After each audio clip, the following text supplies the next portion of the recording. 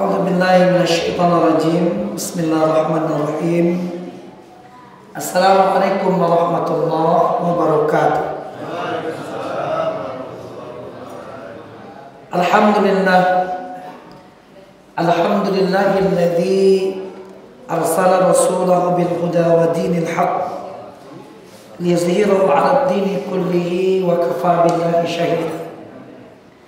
Asyhadu an la ilaha illallah wahdahu la syarika lah wa asyhadu anna Muhammadan abduhu wa rasuluh sallallahu alaihi wasallam la nabiyya ba'da amma ba'd.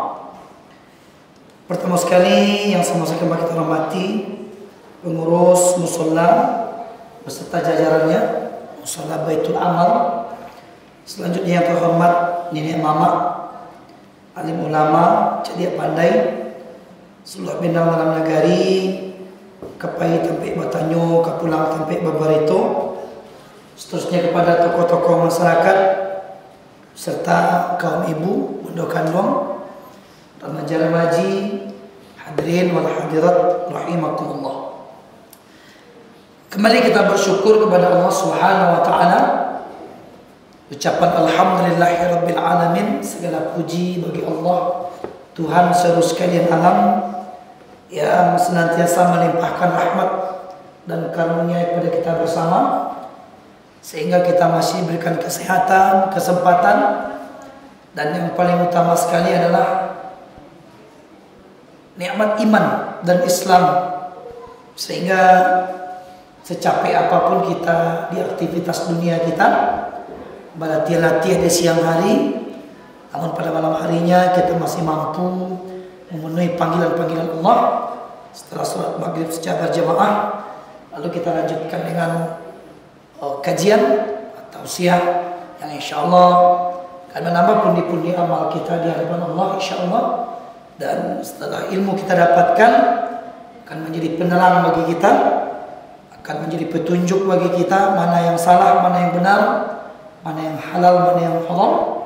Dan insya Allah ketika ilmu kita amalkan dalam kehidupan kita, maka Allah pun akan memberikan ketentraman dan ketenangan dalam jiwa kita insya Allah. Salam dan salam kepada baginda Rasul Nabi Muhammad SAW. Allahumma salli ala Muhammad wa ala ali Muhammad. Uswatun hasanah, suri tauladan yang baik bagi kita bersama. Tentunya berusaha semaksimal mungkin mengikuti jejak langkah beliau, mengamalkan sunnahnya, mencontoh akhlaknya yang mulia. Maka kelak di yaumil mahsyar, di telaga Al-Kautsar itu memang sudah tercatat nama-nama orang-orang yang akan diberi syafaat. Lalu ada cawan-cawan, cangkir-cangkir yang bertuliskan siapa-siapa saja yang berhak minum bersama Rasulullah di telaga Al-Kautsar. Sebuah kepastian hadis Rasulullah, siapa yang minum di telaga Al-Kautsar maka dia tidak akan pernah merasakan kehausan untuk selamanya. Amin ya rabbal alamin. Ibu sekalian yang Allah muliakan, judul ceramah kita malam ini kita beri judul 5 kunci ketenangan dalam hidup. 5 kunci ketenangan dalam hidup. Bako ikut judul ceramah kita malam kini. Setelah berlalu COVID, kami lebih hacok meruqyah orang kesurupan. Jadi sebelum COVID itu yang diruqyah itu orang yang kesurupan, orang-orang yang diganggu oleh jin. Setelah COVID berlalu, hampir setiap hari yang diruqyah itu orang depresi, stres. Dan kini makin banyak saja orang yang depresi. Hari ini saja kami 3 orang meruqyah yang rata-rata memang penyakitnya depresi. Depresi itu apa? Stres, putih aso. Bahkan ada di antara mereka ingin mengakhiri hidup mereka. Ada yang ingin melonceng di jembatan. Dan kami dulu pernah meruqyah orang yang minum racun, akhirnya masuk IRC, tidak jadi mati. Syukur tidak jadi mati. Subhanallah. Maka sebenarnya ternyata ketenangan hidup itu dapat diperoleh dengan 5 cara. Kini kan memang yang paling distreskan oleh kita bersama kan masalah ekonomi. Iya, Bu? Kalau pakar ekonomi mengatakan kita tuh resesi namanya. Apalagi ramalannya itu sampai tahun 2025. Jadi resesi kok gaji segitu juga, apalagi yang PNS, sementara yang di Bali mahal. Dan apabila bercerita dengan teman-teman, saudara-saudara kita yang lain, banyak yang menggali yang gulung tikar. Pokoknya yang menggali-gali di pasar, diajak bercerita tekor tarikh, rugi tarikh, tidak cukup, bahkan untuk memenuhi kebutuhan sehari-hari pun susah. Dan kalau kita datang, sama keadaan saudara, sama keadaan. Dan pakar ekonomi mengatakan begitu bukan tanpa sebab. Sudah diteliti, sudah ditelaah.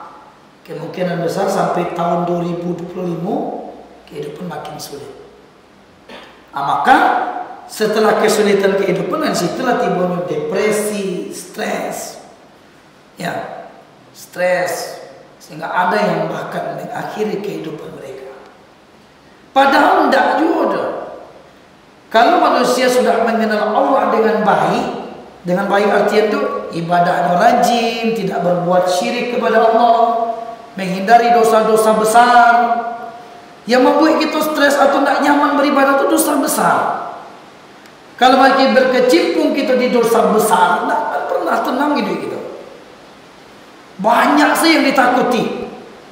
Ya, kalau kita masih berkecimpung dengan riba, tidak akan tenang hidup kita. Kalau kita masih bercimpung dengan perdukunan, tidak akan tenang hidup kita. Yang lebih parahnya kan mana yang datang dari Allah tidak kita kerajuan, yang tidak datang dari Allah itu yang kita kerajuan. Bapak-bapak, pernah nak manggil yang kuciang? Sedang bawa Honda, sedang bawa oto, tagil yang kuciang, mati. Baca dulu nih, baca dulu ibu. Diambil di kuburan. Kalau memang tagagih, selama memakai baju rancak, kapai balalik, kapai arisan, kadi kuburan dia kuciang dulu. Diambil dari pengaruh. Dibawa dia pakai kuciang tu. Kalau tidak di kuburannya, mangnya barang. Coba jawab. Kalau tidak di kuburan, mana kira-kira? Pendapat sebagian orang kan mereka kecelakaan loh mereka.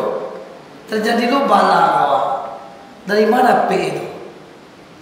Sementara walaupun tak ke kucing mana, tetap dikubur.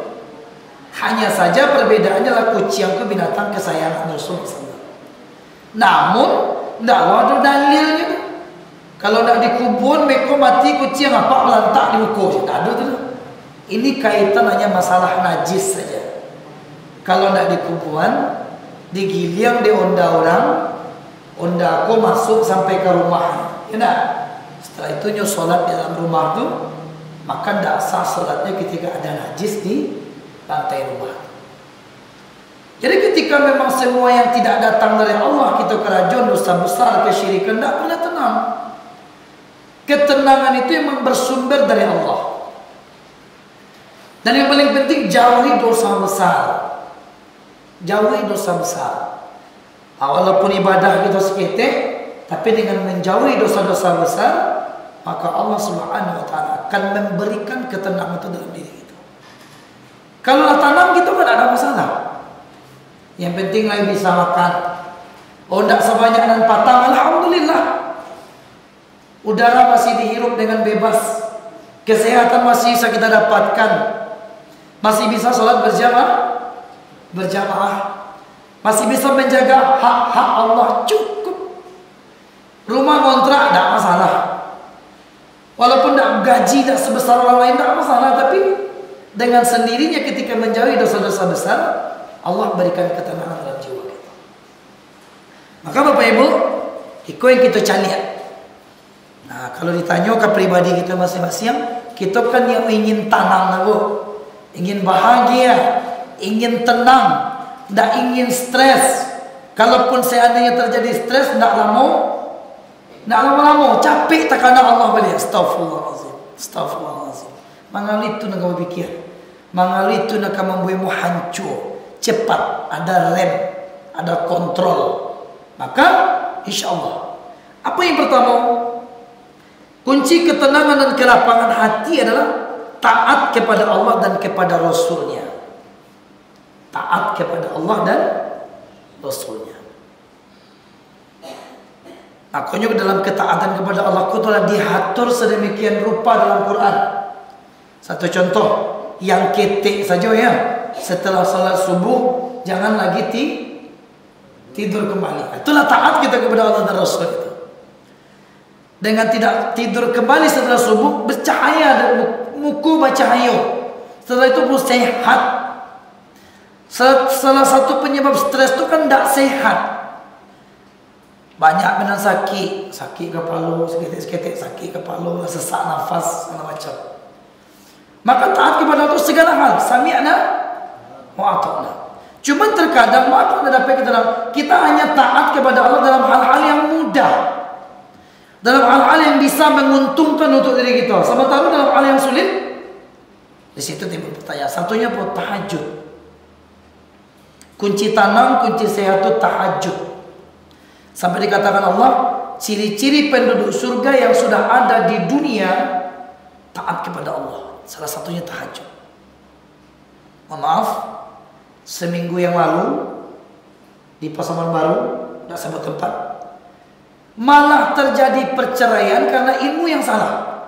Bayangkan, suamiku dulu orang yang tidak baik, tiba-tiba menuntut ilmu di satu tempat yang terlalu saklek, terlalu aneh. Mohon maaf ya. Ya kalau kita sabui pemahaman salaf gitu kan. Setelah ini masuk di salaf, ikutlah pengajian. Ikut pengajian. Setelah ikut pengajian, terlalu dalam di mana? Ikut bid'ah, ikut haram, ikut tak boleh, ikut syirik, ikut syubhat. Betul, yang diterimanya itu betul, tapi dipaksakannya ilmu itu kepada istrinya yang belum tahu apa-apa. Apa itu ini? Pakai kaos kaki, jilbab harus dalam, ikut segala macam, tak boleh ikut, tak boleh itu. Dalam hal itu digugatlah cerai oleh istrinya ke pengadilan. Jadi taat kepada Allah itu bukan harus otoriter seperti itu. Contoh Bapak, aku dalam hal taatnya, istri itu, perempuan itu kan terbuat dari tulang rusuk. Sepakat kita? Apa bekasinya tulang rusuk? Kalau dikaihan patah, dilunak-lunakan ndak luwi-luwi. Kau maaf ibu, jangan singgung ya. Tapi karena kita taat kepada Allah dan Rasulnya, agar kebengkokan mereka itu bisa jadi lurus. Aku bahas sombong sebenarnya. Untuk mereka tidak bengkok itu, maka pahami kebengkokannya. Contoh, di paso nih yang pakai kira. Apa nama cuma rumah? Istri gitu, kalau kita paksakan sesuatu banyak Pak, elok terima waktu melawannya. Asal mulus adalah istri gitu ya. Maka kata Rasulullah SAW, agar istrimu taat kepadamu, salah satu hal yang disunnahkan. Sunnah apa itu? Sering-seringlah para suami meminta maaf kepada istri. Ambo tanya apa? Lihat cok kita minta maaf ke istri. Tak tahu kan ya. Pertama coba ambo pahamkan dulu letak hukum. Meminta maaf kepada istri bukan karena kamu salah, itu maksudnya. Tapi apa? Hanya sebatas memahami kebengkokannya tadi. Maksudnya kok kalau ditunggu-tunggu ibuku minta maaf lamu. Tapi kalau kita yang minta maaf kayaknya, hatinya tuh capek dulu Pak. Iyo beda. Dia maafan ambo ya dia kacau istri Pak. Dia dah udah yang salah udah. Capek dulu ya. Tapi kalau kita tahan ego kita, sering-seringlah kata Nabi berterima kasih kepada istrimu. Dan itu sunnah. Subhanallah, rasul kalau apa-apa mampu mengamalkan itu dalam keseharian kita berumah tangga. Terima kasih istriku, lah jago anak, lah cuci piring, lah putar mesin cuci, lah sediakan makanan, bajumu bersandiang. Hati ibu digituin para suami kira-kira marah soalnya bu. Oh coba dulu kawan, sana Ustaz. Tenang, bahagia. Tapi kalau hanya sebatas diberikan dia uang, dibuatkan rumah besar, kau contohnya banyak. Yang diruqyah di rumah itu bukan orang miskin-miskin, orang kayu-kayu nih. Ustaz dulu kami sama honor gaji sejuta 500 ya badu. Bisa makan tahajud dibangunkan. Suami kini lah PNS, ambo lah PNS, lah punya rumah, lah punya auto, rumah bertingkek. Cuma di muka rumah ada mereknya, PT angin ribut. PT angin ribut tadi, heboh tadi. Sang istri pun kadang-kadang lah heboh dengan suami karena tidak tahan ibu, maaf ibu, jangan tersinggung ya. Masuk ke status.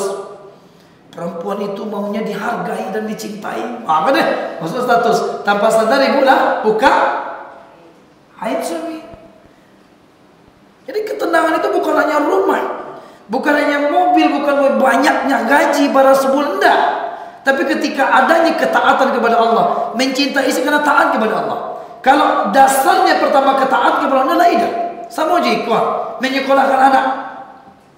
Jangan sekali-kali sampaikan kepada anak kita kalau nyo sekolah, di sekolah yang baik, baparangainya, kecewa. Coba lah hitung bara piti dan abi untuk sekolah anak. Pernah begitu bu?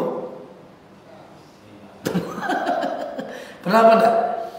Akhirnya pendak bukan itu. Menyekolahkan anak ke suatu tempat bukan hanya masalah karena anak kita saja, tapi lebih tinggi dari itu. Dia itu amanah dari Allah Subhanahu wa taala. Bukan karena masalah anak saja. Memang anak itu salah satu alasan, tapi yang lebih tinggi dari itu adalah dia amanah dari Allah Subhanahu wa taala. Jadi kalau begitu tidak ada camih itu. Anak ini perangai doakan, ingatkan, dakwahi. Tidak berhasil? Tidak berhasil bagaimana? Habis. Dosa istri ditanggung suami, dosa anak ditanggung suami, dosa ibu kandung kalau sudah janda ditanggung oleh anak yang paling besar, suami juga dia. Itu kalau tidak diingatkan. Kalaulah diingatkan, kalau lah jali ibu diingatkan suami tidak juga taat, ayo sorry lah, tanggung seorang-seorang masuk di akhirat. Tapi yang ditanggung itu kalau tidak diingatkan. Tapi tugas kita hanya menyampaikan. Ketika mereka sudah tidak terima, selesai, habis hutang. Tidak ada perlu difikirkan situ. Tidak stres. Maka itu kunci yang pertama, taat kepada Allah. Apa kata Allah Subhanahu wa taala dalam Quran surah At-Talaq? Wa may yattaqillaha yaj'al lahu makhraja wa yarzuqhu min haitsu la yahtasib. Siapa yang bertakwa kepada Allah, niscaya Allah akan membukakan jalan keluar darinya. Yakin. Pokoknya aku suyat ya. Orang yang hari ini baik besok jadi jahat banyak. Orang yang kini jahat besok jadi baik banyak. Karena Allah yang Maha membolak-balik hati manusia. Tapi setiap yang namanya ketaatan, aduh saja jalannya. Jangan. Kalau betul-betul taat kepada Allah, tinggalkan riba, tinggalkan syirik, apalagi jangan dendam, jangan iri, jangan hasad. Pokoknya penyakit hatiku campaan saja. Yakin, seyakin-yakinnya Allah berikan jalan. Cuma selama kau bahkan ada jalan 50-50, tanggung-tanggung. Kadang tidak sepenuhnya kita menjalankan ketaatan kepada Allah. Yang lebih apa? Masalah riba tadi. Jangan riba, kalau lalu nas besok tidak kena tambah deh. Lalu nas tambah apa nih? Ibu lagi mana kajian UAS di Semangpe. Apa yang ditanya salah satu orang? Bagaimana dengan nasib kami PNS ini Ustaz? Yang SK kami masih tergadai. Aku mohon maaf, kamu melanjutkan saja Bu ya. Salah satu pertanyaan yang muncul ke tuan guru gitu itu apa? Bagaimana dengan kami yang PNS ini, yang SK kami masih tergadai di bank? Apa jawaban beliau? Ibu masih berhutang? Masih. Kalau bisa lanjutkan hutang itu, bayarkan. Tapi dengan syarat kalau sudah lunas. Masalahnya dia udah ngomong ya. Sampai ada seorang PS mengatakan, Ustaz, kami hanya bisa lunas utang kalau lah pensiun. Ya Allah, lah pensiun lunas. Jadi kalau kita betul tinggalkan dosa-dosa besar itu, lapang mati gitu. Aduh gitu. Dengan sendirinya tidak dibuat. Allah berikan kelapangan hati kepada kita ketika kita betul-betul taat, bertakwa kepada Allah.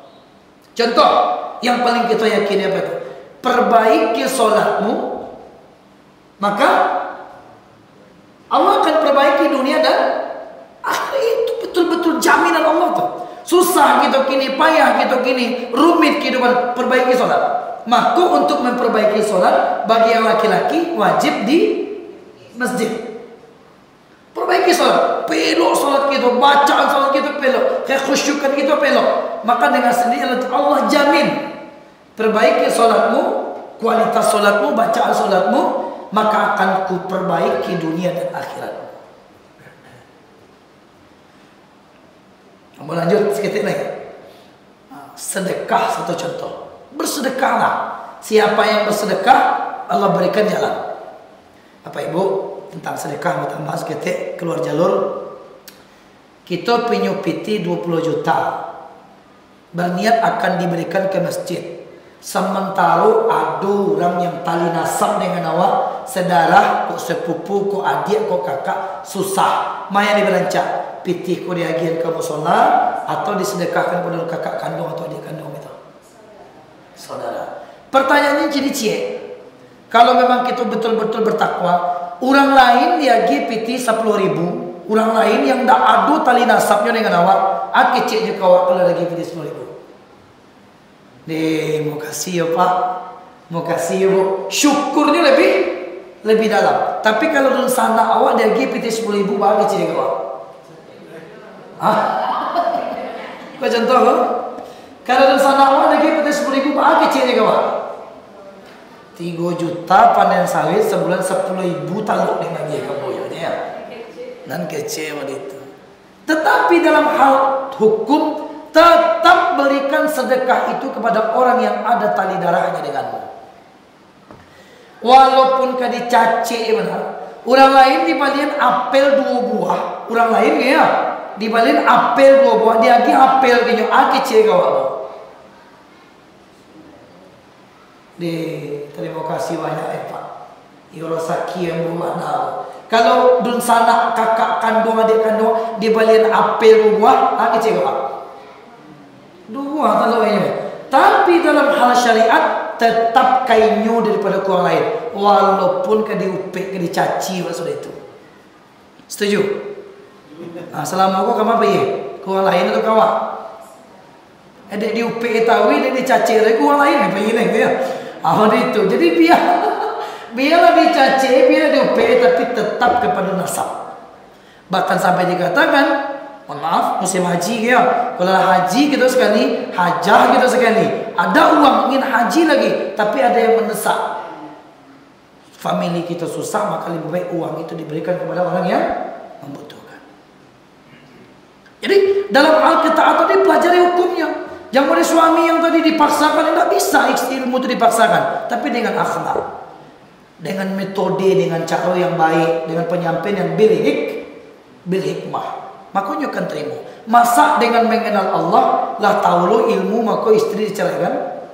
Ini tidak benar. Makanya bersahabat, silakan ngaji. Kamu tidak melarang bapak ibu mengaji dengan salafi, tidak masalah. Tapi setiap ilmu yang didapatkan, apakah dia mampu merubah akhlak kita?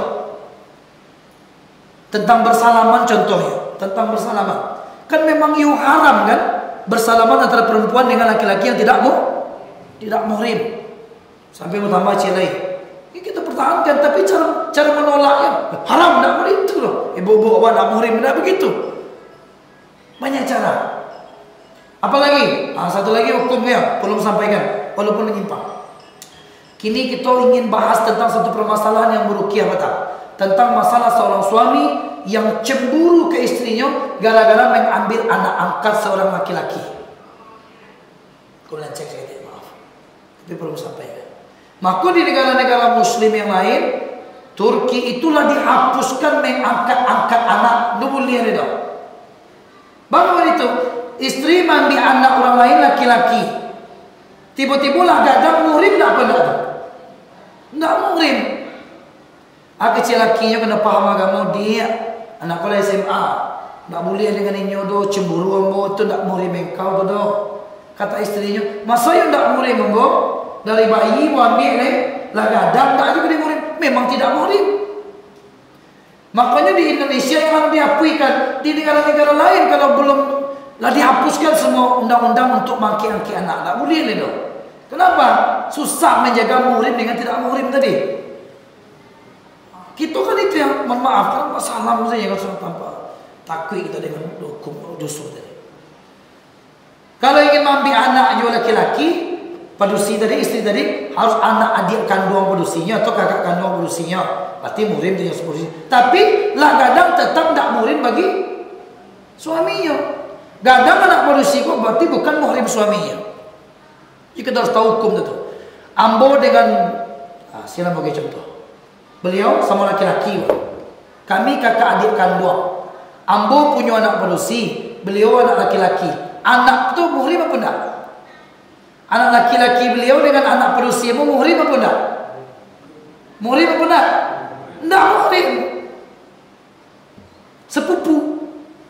Sepupu tu baik dari ayah, kakak adik anak ayah atau kakak adik ibunya, tetap tidak muhrim sepupu.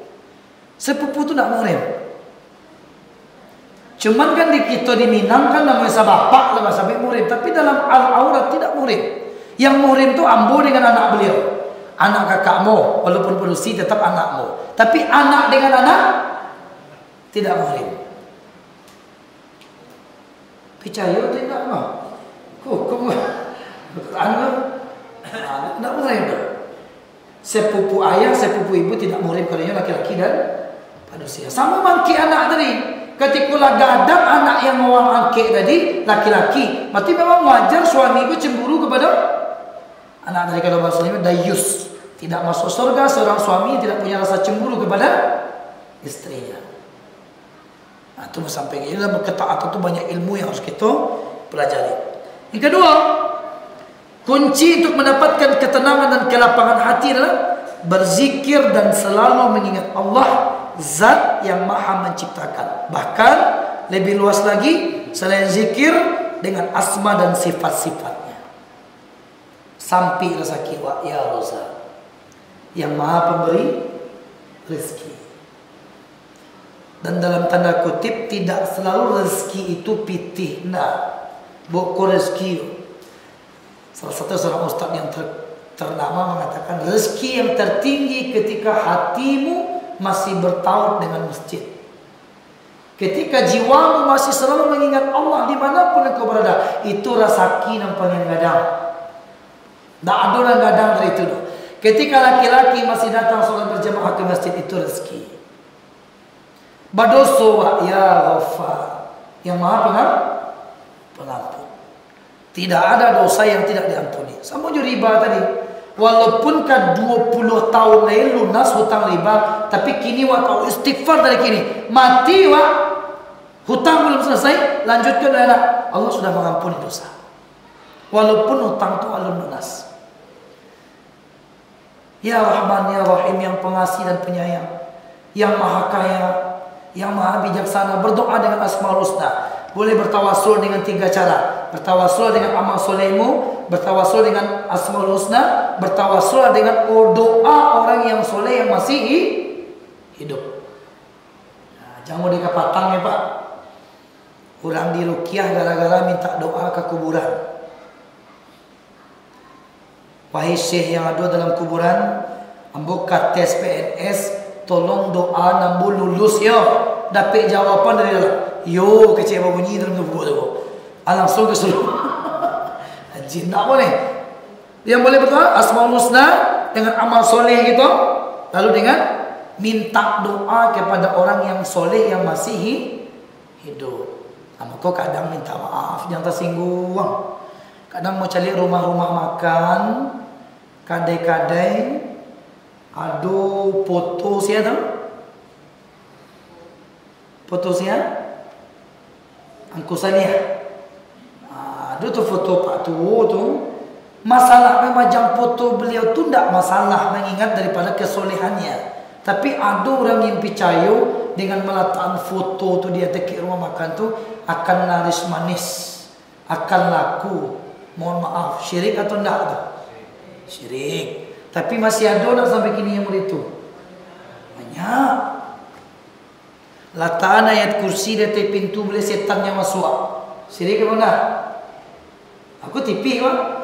Ayat kursi berbalik kadang-kadang rancak-rancak di lantai pintu dengan yakin sebuah keyakinan setan tak sampai masuk ke rumah awak. Syirik apa enggak? Bertanya apa? Syirik. Kenapa? Ini nak takut itu. Kalau cari masjid wah sepanjang masjid, sakulinya masjid wah lah penuh dengan kaligrafi Quran. Tapi kenapa masih ada di antara soft yang renggang itu ada setan? Tak takut. Cuman beko supaya tambah yakin, ya tambah yakin situ kalau masuklah malian ke rumah awak. Sudah itu malian kau tak jatuh di muka pintu. Kecewa, ayo hebat ayat kursi kau. Padahal yang menggelici ini dikilang ada setan sebab pemalian kau. Kaki malian kau timbul keyakinan, ayo kau guna. Tak benar. Jadi bagaimana dibaca Quran, diamalkan Quran. Makanya doa al-maksurat, zikir pagi dan petang dibaca setelah solat subuh, dibaca setelah solat itu ada, itu sunnah. Tapi kalau yang aneh-aneh minta doa ke kuburan, kalau daerah Sinan apa cuki-cuki kuburan dah PAK asal itu bawa pulang minum air, auzubillah. Dan itu berkembang. Kalau kita nak hati-hati, anak pesantren Al Zaitun ya, yang viral petang sampai kini masih eksis benar. Mau tanya orang Kemenak, kenapa tidak disesatkan? Tidak ada cara menyesatkannya dulu.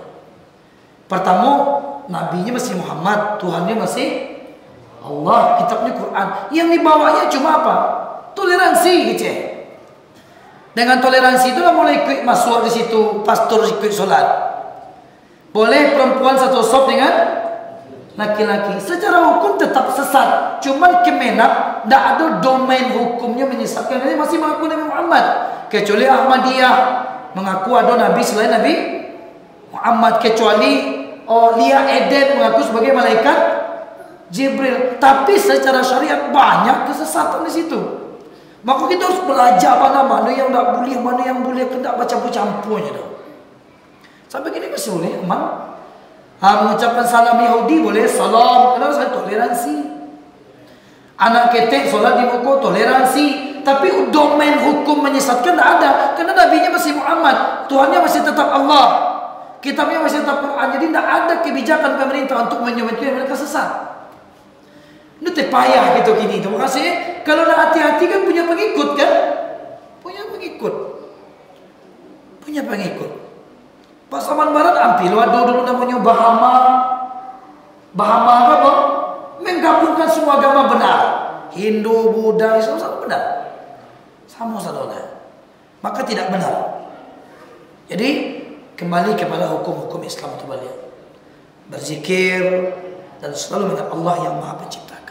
Meyakini sepenuhnya hati itu apapun yang terjadi dalam hidup kita karena izin Allah. Itu tanam gitu tuh. Kalau bukan karena izin Allah, tidak akan terjadi apa-apa demi Allah. Kalau tidak akan mati itu tidak akan mati, percaya. Tidak akan datang sebuah kematian yang sudah kita tetapkan Allah. Sedetik tidak bisa ditambah, sedetik tidak bisa tidak kata dia. Jadi tidak stres hadapi kehidupan. Yang ketiga, Bapak Ibu sekalian yang Allah muliakan, kunci ketenangan dan kelapangan hati adalah bertaubat dan berserah diri kepada Allah. Maka setiap manusia pasti berbuat dosa dan kesalahan. Obatnya adalah bertaubat kepada Allah. Orang yang berdosa kemudian bertobat ibarat orang yang kotor kemudian mandi. Itu contohnya. Dan kita tidak berdosa. Hal itu harus segera dilakukan. Jangan menunggu dosa itu berkarat dan berakibat mengeraskan hati. Ya. Jadi bertobat. Alladzina idza fa'alu fahishatan aw zalamu anfusahum zakarallah. Yaitu orang-orang yang apabila mereka melakukan menzalimi diri sendiri, segera mereka mengingat Allah dan minta ampun kepada Allah. Jadi lain maka boleh kita mengkapi orang itu. Bahkan kamu pernah baca hadis Rasulullah, hampir puluh hari menjelang orang mati, kena tahu kita tak? Apa yang dia ucapkan dengan Allah, bahasa hatinya. Ternyata ada orang yang hampir puluh hari menjelang matinya, dia mengecek dengan Allah. Bahasa hati, ya Allah banyak dosa ya Allah, hidup banyak sia-sia, hidup banyak lalai, waktu banyak lalai, solat mereka. Tak ada yang tahu bahasa hati. Akhirnya apa? Diambil Allah karena husnul khatimah. Disitulah letaknya Allah lah yang mengkehendaki siapa yang masuk surga, siapa yang masuk neraka. Oh, awak acok wirid, acok ceramah dijamin sombong masuk surga, belum tentu.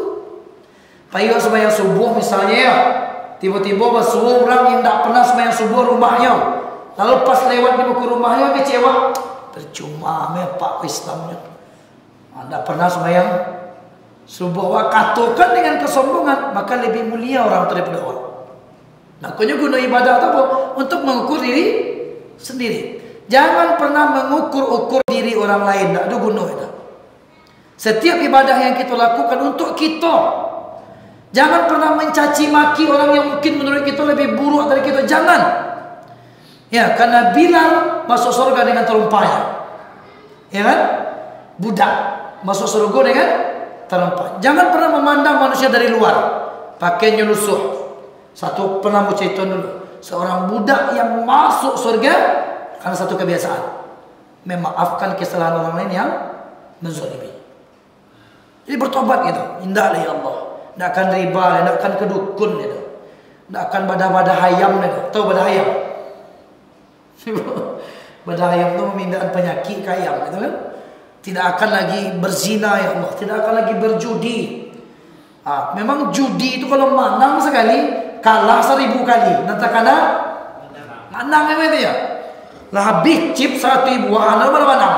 Menang sebuah, tekanlah menang tadi. Zina pun begitu. Zina pun begitu.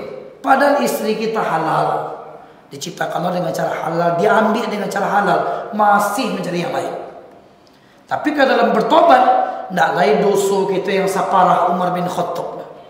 Jadi manusia yang paling banyak dosanya Umar. Apa dosanya? Membunuh anak perempuannya.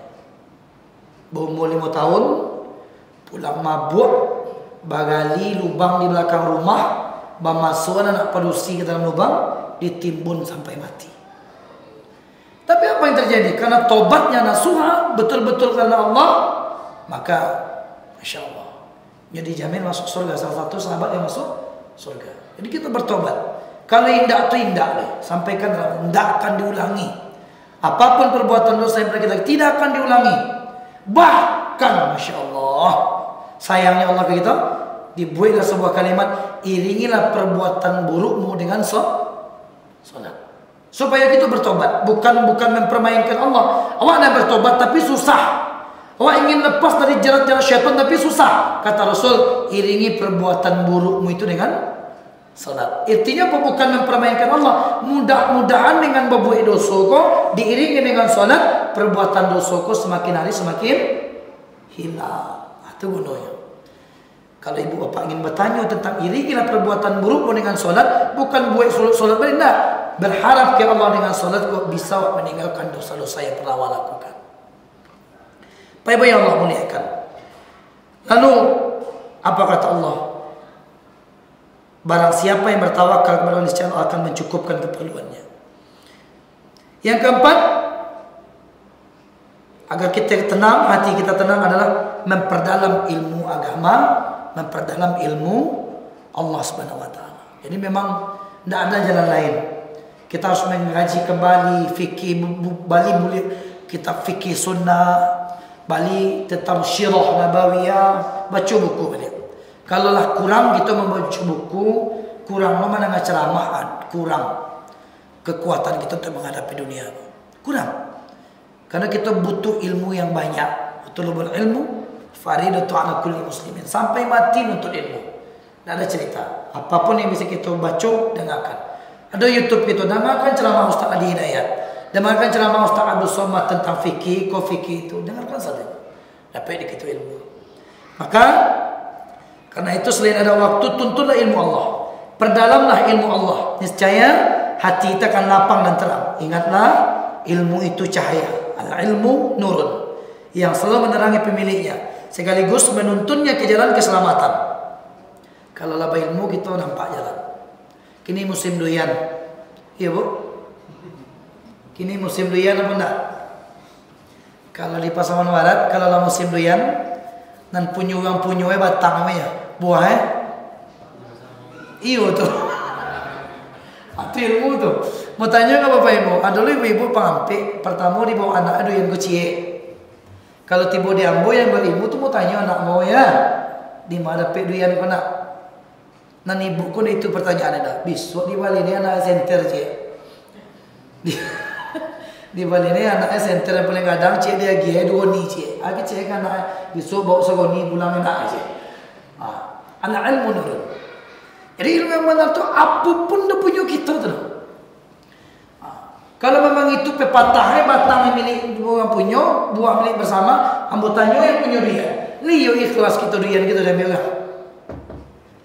Kalau ibu-ibu di plasma limo dipakai kawin duit, dipasang kawin berdui, masuknya adi tambang durian sekali. Tidak usah. Ambo yang memupuk, ambo yang mulainya nama biasa. Jadi ilmu tu beneran. Basuhnya waktu yang mohon maaf bapak, istri sedang hamil sedang medang.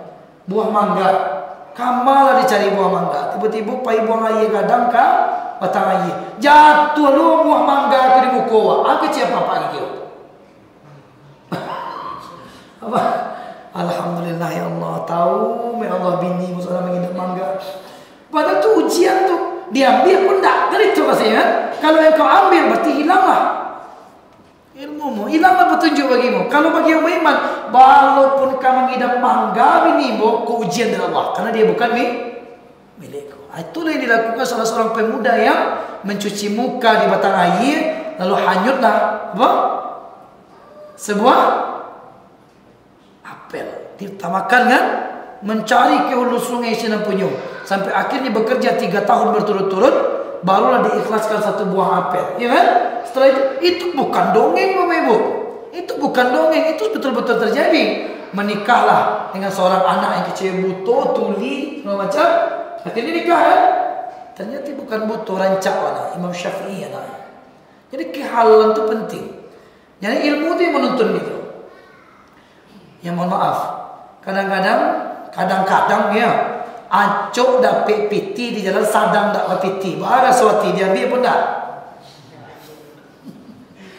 Kalau salah piti wajah yang mana dapet ni. Tapi kalau nak berpiti macam mana bersuara tengah jalan. Ambil pun tak.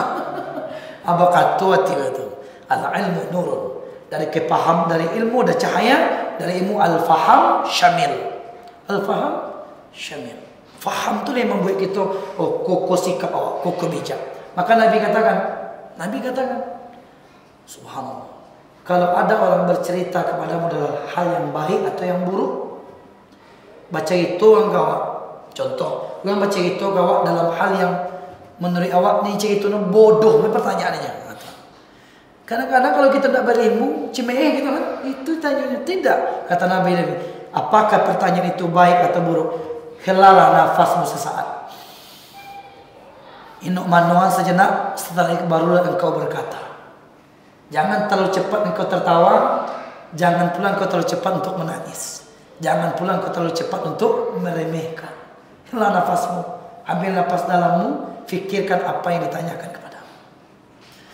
Apa yang bicara? Ya, subhanallah. Jadi tidak ada jalan lain. Mana yang halal, mana yang haram harus makan sampai yang syubhat harus paham. Kalau paham gitu itu sadolanya tidak akan tergoda ke waduh. Ya, tidak akan tergoda ke waduh dengan segala hal dunia yang melenakan tidak tergoda. Kenapa? Yang penting bagi kita adalah tenang hati kita mengingat Allah Subhanahu wa taala. Dan terakhir, kunci ketenangan dan hati yang lapang adalah masyaallah, menolong sesama. Menolong sesama. Ikulah kurang benar kini. Kurang benar. Ya, sebagaimana hadis yang sudah disampaikan dalam muqaddimah, bahwa seorang menolong kesulitan orang lain maka akan ditolong oleh Allah. Percaya? Orang yang melapangkan orang lain akan dilapangkan oleh Allah Subhanahu wa taala. Mudah ya Bu. Ada orang bocor ondai atau tolong tulak. Ada orang mogok ondai di jalan singgah dia sebentar tanyuan. Habis minyak Pak, perlu mau dorong. itu juga cukup. Setiap kita melapangkan orang lain, Allah pasti melapangkan kita. Kadang-kadang inilah nampaknya mulai makin menipis perasaan itu tuh. Membaca lihat yang contoh tadi itu ya, sederhana tadi itu, menolak orang nunda di jalan, tidak ada yang sampai singgah. Ya, untuk ditolak di belakang mana lagi payahnya nak? Itu salah satu kunci ketenangan yang ada jaminan dari Allah dan Rasulullah. Orang yang mempermudah urusan orang lain, Allah akan permudah hidupnya. Cina mereka pun tidak nak kita karena anak kita, yakin tuh. Kita tolong orang kini, maka Allah pun akan menolong cucu keturunan kita. Kadang-kadang kita kalau tidak kita tolong orang, nomeli memalih Ustaz. Bagi sembahyang, dia lagi pucuk ubi itu air ya. Maka kalau tidak kita, baik anak-anak kita pertolong Allah. In tansurullah yansurkum wa yuthabbit aqdamakum. Apabila engkau tolong Allah, Allah akan tolong kamu sampai kepada orang-orang yang di bawah ditolong oleh Allah. Mudahkan orang, dimudahkan. Persulit orang, mohon maaf. Kalau kita mempersulit orang, Allah pun akan persulit kehidupan kita. Hanya salah-salah. Maka apapun yang engkau lakukan, doa yang baik kepada orang lain, doa yang buruk kepada orang lain, semua doa itu akan kembali kepada dirimu sendiri, kata Allah Subhanahu wa taala. Mungkin itulah Bapak Ibu yang bisa kami sampaikan tentang kunci ketenangan hati. Semoga kita bisa amalkan dalam kehidupan kita. Doa itu, cieme doa kita ya kan? Rabbana atina fid dunya hasanah wa fil akhirati hasanah wa qina adzabannar. Tanam di dunia, tanam di akhirat sampai masuk surga Allah, terhindar dari azab neraka. Kuncinya yang 5 tadi kita amalkan dalam kehidupan kita sehari-hari. Nah, lewat Isya. Kalau masih ada waktu, dipersilakan kepada Bapak Ibu sekalian. Ada pertanyaan? Berapa menit lagi? 40 berapa sekarang? 43. Silakan. Ambo tagak Bapak Ibu duduk, tapi tidak ada pertanyaan lah. Silakan. Yang deh.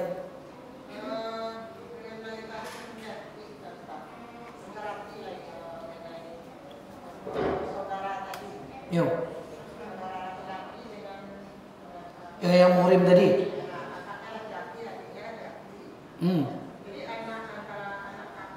Kalau sepenuhnya laki-laki tidak muhrim, anak muhrim. Ya, sama-sama laki-laki.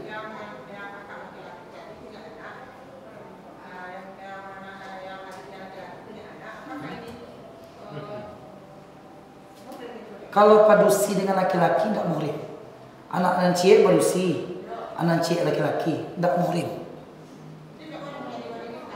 Secara syariat memang tidak muhrim. Maaf.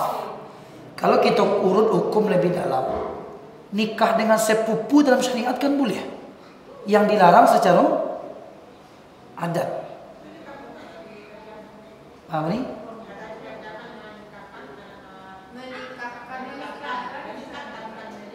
Menikahkan. Kalau yang menikahkan tuh kakak ayahnya atau adik ayah itu memang maka sampai yang tidak muhrim kan anak dengan anak.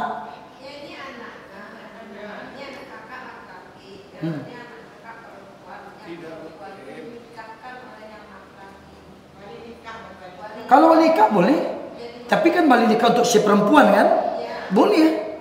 Bapak tuanya atau pak eteknya tibonya. Oh, langsung anak. Yang dianjurkan memang kan yang kakak kandung laki-laki. Kakak kandung laki-laki. Setelah itu sepupu. Itu kan wali nikah. Kalau wali nikah boleh ya. Tapi permasalahan muhrim tidak muhrim, anak dengan anak tidak muhrim. Nah, mungkin untuk lebih jelas, Bu Patang buka ceramah Ustadz Adi Hidayat di YouTube, mana yang muhrim, mana yang tidak. Bahkan tentang anak angkat tadi kan, kalau padusi tidak muhrim bagi suami, kalau laki-laki tidak muhrim bagi istri. Yang muhrim cieknya dalam Islam ketika ada menikahi ibu tiri. Wak menikah dengan jando lalu wak punya anak tiri. Setelah terjadi hubungan badan dengan si ibu, maka lahmatino mak itu bisu dan anak tiri itu tetap muhrim. Kalau terjadi hubungan badan, misalnya wak menikahi jandoku anaknya udah padusi. Tapi walah berhubungan badan dengan umaknya. Lah mati na umak eko besok dan anak tu lah jadi muhrim bagi ayah tirinya, tak boleh dinikahi. Seperti itu. Jadi untuk lebih jelas biar jangan lancu sebenarnya beku berkaitan dengan adat istiadat no. Contoh di kita kan kalau berencana kandung umak dengan umak kakak beradik kan dah boleh nikah di Minang mana. Sebenarnya memang Rasulullah melarang nikah yang nak dakik nasab, bukan diharamkan. Nyo kalau dakik ko nasab secara genetiknya melemah. Tu maka maaf kalau ada nikah maaf siapa sukuan misalnya kan ada anakku mohon maaf agak lama gitu ya atau cacat, itu bukan kutukan. Genetik yang terlalu dakik itu membuat keturunan lemah, otak lama. Tu maka yang cak apa? Orang Mandailing nikah dengan orang Minang. Orang Minang nikah dengan orang Jawa. Tu makin kuatnya tu, bukan dilarang. Tapi dalam tanda kutip, ada juga guna dia bini nenek mama kita beritu. Yang nikah dengan kakak ikong nak dengan kembali ke bako ya. Walaupun halal karena urusannya genetik, lama otak, lama fisik. Itu. Tapi kalau muhrim tidak muhrim, sepupu tidak muhrim. Itu mutlak syariat tu. Walaupun ayah kakak beradik kandung, kecil anak produksi laki yang anakku tidak muhrim. Tak muhrim bagi. Itu perlu pembahasan ya. Besok kita cuba buka ekor lagi kira di video selanjutnya. InsyaAllah. Mungkin itu saja. Sepuluh jari. Sampai lagi belum mohon maaf yang sebesar-besarnya. Kita tutup dengan doa kafaratul majlis. Subhanakallahumma wa bihamdika. Asyhadu an la ilaha illa anta astaghfiruka wa atubu ilaik. Assalamualaikum warahmatullahi wabarakatuh. Terima kasih ya guys sudah mengunjungi channel kami dan menonton sampai akhir video. And don't forget to subscribe ya guys. Semoga video ini bermanfaat. Jangan lupa ya guys, please jangan lupa klik tombol subscribe guys, karena subscribe itu gratis, dan semoga yang sudah subscribe selalu mendapatkan rezeki yang berlimpah.